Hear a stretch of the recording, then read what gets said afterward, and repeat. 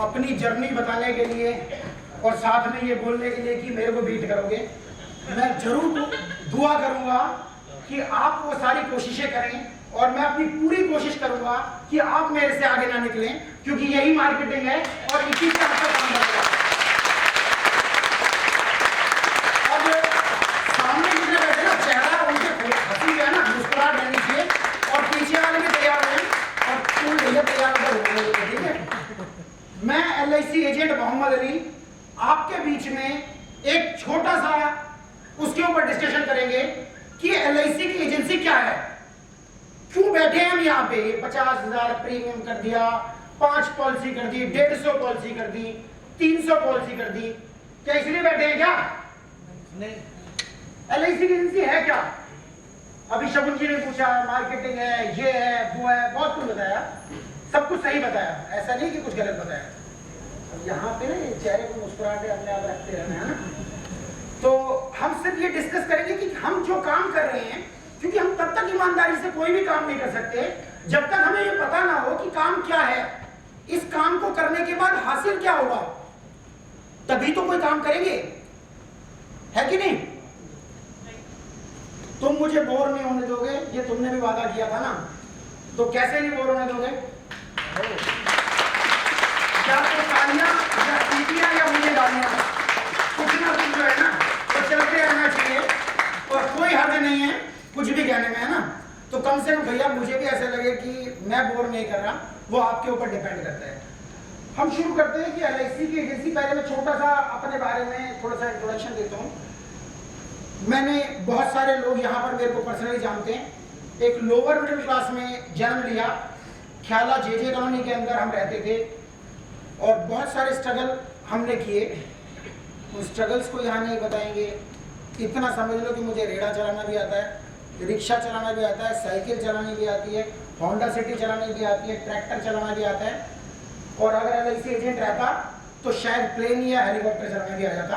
इसके अंदर जो बात है कि वो सारी चीजें देख सकते हैं। 1 मार्च 1999 को मैंने एज ए LIC एजेंट बहुत सारे कामों को करने के बाद में अपना कैरियर शुरू किया। कैरियर शुरू करने से पहले हमारे साथी अनीस जी हैं, इन्होंने मेरे साथ में बहुत धक्के खाए थे। 1 मार्च 1999 को अपना career as a LIC agent शुरू किया। यकीन नहीं था कि ये काम मैं कर लूंगा, क्योंकि जेब में 1 रुपया नहीं होता था। कई किलोमीटर पैदल चल लेते थे कि पानी कहां से पिएंगे, अगर पैसे नहीं है तो पानी नहीं पिएंगे। पैदल चलना, रेगुलर हार्डवर्क करना। और ये किसी और दिन बताएंगे कि मेरे पास एक भी प्रोस्पेक्ट नहीं था। सर, जब मैंने अपने LIC एजेंट बनने के लिए, मेरे को गवर्नमेंट ऑफिसर आए थे, मैंने उनको ये कह के रिजेक्ट कर दिया था कि मैं कैरियर एजेंट बनूंगा। 3 महीने के लिए LIC ने मुझे ट्रेनिंग के लिए बाहर भेज दिया। और जब 3 महीने के बाद आए तो जो गवर्नमेंट ऑफिसर आए थे उनको मैंने बोला कि, उन्होंने बोला कि भाई कोई मेरे को रेफरेंस दे दो। मैंने उनको रेफरेंस दे दिया। यहाँ बहुत सारे लोग नाम जानते हैं, शमशुल हक का। मैंने रेफरेंस दिया कि आप शमशुल को एजेंट बना दीजिए, वो मेरे साथ में कहीं जॉब करते थे। जब मैं 3 महीने बाद वहां से वापस आया, उन्होंने घूम घूम के मेरे परिवार तक में पॉलिसी कर दी। अब आने के बाद मैंने देखा कि यार एक भी पॉलिसी कहाँ करूं, सारी तो उसने कर दी, फैमिली तक में कर दी, कॉलोनी में सारी कर दी, आपके साथ कम से कम ऐसा तो नहीं है। उसके बाद जैसे तैसे करके हम स्ट्रगल कर रहे थे। मेरी ही तरह एक और ऐसे ही दुखों का मारा एक शख्स मिला जिसका नाम था उदय गुप्ता। वो आपके सामने मौजूद है और अब तक मैं अपनी उदय गुप्ता की दोस्ती की बातें करता रहता हूँ, क्योंकि यहाँ ये गेस्ट वेस्ट कुछ नहीं है। ये यहाँ पर मेरे बहुत करीबी दोस्त, मेरा भाई यहाँ पर बैठा हुआ है। हम दोनों ऐसे ही बैठे हुए परेशान से उदास थे और एक बार ये खुद एजेंसी छोड़ने की बात कर रहे थे। फुटपाथ पे हम खड़े हुए बात कर रहे थे। हमने डिस्कस किया कि यार क्या करें। उस टाइम पर हमने एजेंसी की ताकत को समझा। सबसे पहले हमने क्या किया कि एजेंसी की ताकत को समझा कि इसके बाद में हम क्या क्या कर सकते हैं। हम फुटपाथ पे बैठे, हमने रेगुलर काम किया और वो रेगुलर काम करने का नतीजा ये है कि आज उदय गुप्ता एक शख्सियत है। ये सिर्फ मेरे से डरता था और मैं इससे डरता था। बाकी ब्रांच में कोई हम किसी से नहीं डरते थे, तो मेरे के साथ डरता था। तो आज की डेट में इनकी इनकम 70 लाख वाइट में है। जिस आदमी के पास साइकिल खरीदने के पैसे नहीं थे, स्मोकिंग मैं भी करता था, स्मोकिंग ये भी करते थे, ये बीड़ी को 2 बार बुझा के पीते थे, अब इन्होंने छोड़ दिए, मैं जल्दी छोड़ दूंगा। तो आज अगर एक सेलिब्रिटी बन के यहाँ पे बैठा है तो कुछ ना कुछ तो पावर होगी। उस पावर के ऊपर कि एजेंसी में क्या क्या मिल सकता है उस पर हम थोड़ा सा डिस्कस करेंगे। पहले तो पीपीटी से पहले मैं एक छोटी सी बता दूं, ये एलआईसी की एजेंसी वो धंधा है जिसके अंदर इनकम बिजनेसमैन की है, जिसकी जितनी हैसियत है वो उतना लेके जाएगा। 10,000 रुपए महीना या 10 करोड़ रुपए महीना उसकी अपनी काबिलियत के ऊपर डिपेंड करता है। तो उसमें क्या है कि बिजनेस के अलावा बाकी सारे बेनिफिट गवर्नमेंट सर्वेंट के हैं। जैसे यहां पर पेंशन आपको है, एनपीएस के थ्रू कटेगी। ग्रुप मेडिक्लेम आपकी है क्लब मेंबरशिप में। एलटीसी साल में परिवार के साथ घूमने के पैसे एलआईसी देगी। रिन्यूअल कमीशन अगर 2, 4, 5 साल भी काम कर लिया तो उसके बाद जिंदगी भर की कमीशन आपकी रहेगी। तो मैंने जब मार्च 99 का बताया तो मैं 3 लाख रुपए महीना की मेरी रिन्यूअल कमीशन है जो मेरे को आती ही आती है और आएगी आएगी, मैं काम करूं या ना करूं। लेकिन ये कोई बड़ी अचीवमेंट नहीं है। जो नंबर 1 डेवलपमेंट ऑफिस एजेंट है उसकी भी 3 लाख ही है, मिस्टर भारत पारिक जी, सारे लोग जानते हैं ना नाम। भारत पारिक की भी 3 लाख है, लेकिन सर उसकी 3 लाख रुपए पर डे की है। 8.5 करोड़ रुपए रिन्यूअल कमीशन है, वो काम करे या ना करे। तो अब हम थोड़ा सा पीपीटी के ऊपर आएंगे एजेंसी के बारे में, पावर ऑफ एजेंसी। अब इसके ऊपर पहले मैं छोटी सी कहानी मेरे को याद है वो बताया था कि एजेंसी क्या है। एक बार क्या होता है, और कुछ नहीं आता, मैं सिर्फ एक्सपीरियंस शेयर करूंगा और कहानियां सुनाऊंगा, बाकी मुझे कुछ नहीं आता। वो तब करूंगा जब दूसरी साइड से तालियां वालियां कुछ बच जाएंगी।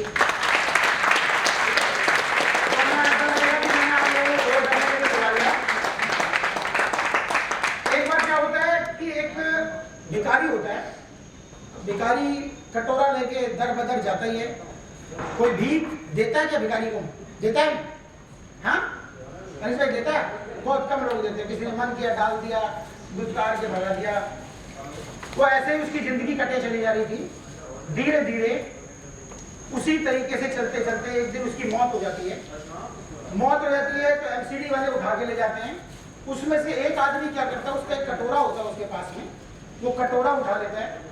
कटोरा लेने के बाद वो कहता है इसको बेच के 2 पैसे आ जाएंगे। वो आगे जाता है और जिस सेठ के पास वो जाता है, सेठ बड़ा ईमानदार होता है। थोड़ा चेहरे में मुस्कुराहट रख लो यार, मैं बोर हो जाऊंगा तो उधर आके बैठ जाऊंगा, और जो नहीं मुस्कुराएगा उधर आके फिर वो सोएगा यहाँ पे। तो वो जब कटोरे को लेके जाता है और सेठ जी कहते हैं कि ये बता कटोरा मिला कहाँ से? कह रहे हैं ऐसे ऐसे भिखारी था और उसकी डेथ हो गई तो मैं कटोरा लेके आया था, आप बताओ इसकी कीमत क्या है? कहता है यार तू जहां से कटोरा लाया जानता है इस कटोरे की कीमत क्या? कहता है जी मुझे नहीं पता। कहता है इस कटोरे की कीमत ही 10 लाख रुपए है जो वो भिखारी जिसको भीख मांगने के लिए इस्तेमाल करता था, असल में वो प्लेटिनम का था जो सोने से भी ज्यादा कीमत का होता है। तो जो चीज भगवान ने हमारे को इत्तेफाक से हमारे हाथ में दे दी है वो ऐसी पावर है जिसके बाद में कोई भी गवर्नमेंट सर्वेंट, ये ब्रांच मैनेजर सर बैठे हुए हैं, इनकी तनख्वाह 3 लाख रुपए है तो ये बता दें। एसडीएम सर की अगर 70 लाख रुपए इनकम है साल की तो वो बता दी होंगे, गुप्ता बैठा हुआ है। चेयरमैन की अगर इतनी तनख्वाह है तो वो बता दें। तो एलआईसी की एजेंसी की पावर ये है और हमारे को ये पहचानना पड़ेगा कि काम कैसे करना है। धीरे धीरे हम उस चीज पे आएंगे काम कैसे करना है। एलआईसी की एजेंसी क्या है ये मैंने बता दिया, आगे चलो बेटा। दूसरी चीज ये लिखा है कामयाब बनने के लिए वो मत करो जो आज कामयाब लोग करते हैं। जैसे अगर हम ये अनिल अंबानी की तरह ये सोच लें कि आज उनके जैसे खर्चे हम पाल लेंगे। उदय गुप्ता ने ऑफिस भी बना रखा है, स्टाफ भी रखा हुआ है, बहुत सारे लोग इसके अंदर में काम करते हैं। आप अभी से वो कर लोगे तो क्या होगा? बर्बाद हो जाओगे ना? हो जाएंगे नहीं हो जाएंगे? तो कामयाब होने के लिए वो मत करो जो कामयाब आदमी आज करते हैं कामयाब बनने के लिए वो करो जो कामयाब होने से पहले ये किया करते थे। जब कोई भी आदमी आपके एरिया के अंदर अगर मिलता है कि यार ये वेल सेटल्ड आदमी है, बहुत अच्छे लेवल पे, कभी उससे बैठ के डिस्कस करना कि यार यहाँ तक पहुँचने में आपको परेशानियां कठिनाइयां तो बहुत आई होंगी। अब अनीस भाई हमारे सीए है, बहुत अच्छा काम है, कभी इनसे पूछना कि यार ये यहाँ तक पहुँचने के लिए कुछ स्ट्रगल करना पड़ा था या अपने आप ऐसे हो गया था, तब पता चलेगा। और अगर हम उन चीजों को करने के लिए तैयार हैं तब हम कामयाबी के लिए तब सोचेंगे। अगर हम ये सोचे शेख चिल्ली की तरह रात को सो जाएं और सुबह उठें तो उदय गुप्ता को बीट कर चुके हों, तो शिवांगी मैडम ये आपके लिए भी चैलेंज है और मुझे पता है आप बहुत मेहनत करते हैं, आपको आगे नहीं निकलने देंगे हम, है ना। और ये मैं आप सबके ब्याह पे बोल रहा हूँ, मुझे जंग लगा देंगे। ये सपना अब आपका नहीं, 33 से कि हर गवर्नमेंट ऑफिसर का सपना रहेगा। और सर ये आने वाले टाइम की आपको इंडिया की नंबर 1 टीम मिलेगी। आप कहीं जगह होंगे, ये कहीं एसडीएम होंगे, ये टीम, ये पर्सन आपको हमेशा याद आएगा। कह सकता हूँ तुम्हारे बिहार से ये इतने सारे लोग एमडीआरटी होंगे हमारे, ये वादा है आपसे। बिल्कुल सर। तो ये पता चल गया ना कि कामयाब बनने के लिए वही काम करना है जो उदय गुप्ता ने, जो मोहम्मद अली ने, जो अनीस ने उस टाइम पर किया था, जब हम रोड पे जुराबे बेचने निकल जाते थे, जब हम रेड़े पे पोस्टर या बैनर लेके निकल जाते थे।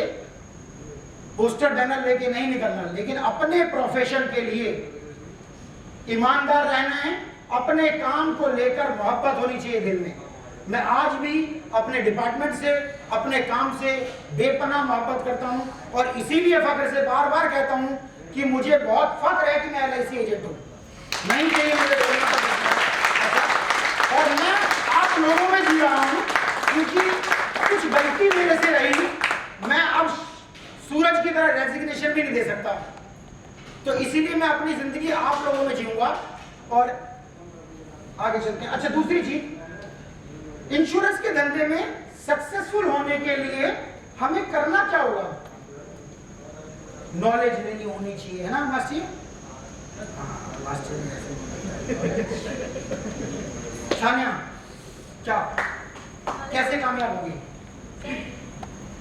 नॉलेज होनी चाहिए। बहुत बढ़िया, तालियां सानिया के लिए। क्या बात है, क्या बात है। इमरान, क्या करना चाहिए धंधे में कामयाब होने के लिए यार? हाँ, मेरी तरह बीवी की डांट खानी चाहिए? हाँ, हाँ, कहने की हिम्मत बहुत कम लोगों में होती है, इतने सारे लोगों के बीच में। अनिश भाई आप भी आते हो? रिलेशन मेंटेन करने, बहुत बढ़िया, तालियां।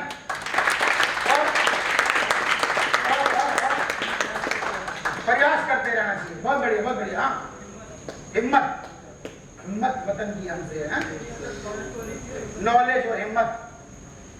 हमारे धंधे में कामयाब होने के लिए ज्ञान की जरूरत सिर्फ 20% है।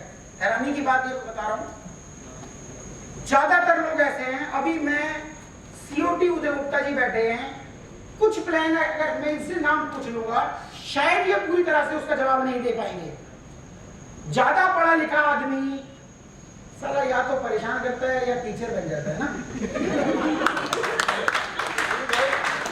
तो ज्यादा पढ़ा लिखा आदमी या तो नौकरी करेगा, जिंदगी भर नौकरी करेगा, ठीक है, या फिर वो कानून निकालता रहा, ये ऐसे कैसे वैसे कैसे, इसकी तो बोनस ऐसा है, इसकी तो मैच्योरिटी ऐसी है, ये यूलिप पॉलिसी है, कैंसर कवर पॉलिसी है। हमें नॉलेज सिर्फ 20% चाहिए, 80% वो चाहिए जिसमें से काफी कुछ अनीस भाई ने बोला था, एटीट्यूड, आदमी का खुद का हौसला, खुद के रेगुलर एफर्ट, वही आदमी को कामयाब करते हैं। 3 प्लान बेचने के बाद, 2 प्लान बेचने के बाद कोई भी आदमी एमडीआरटी या सीओटी कर सकता है। कर सकता है उदय गुप्ता जी?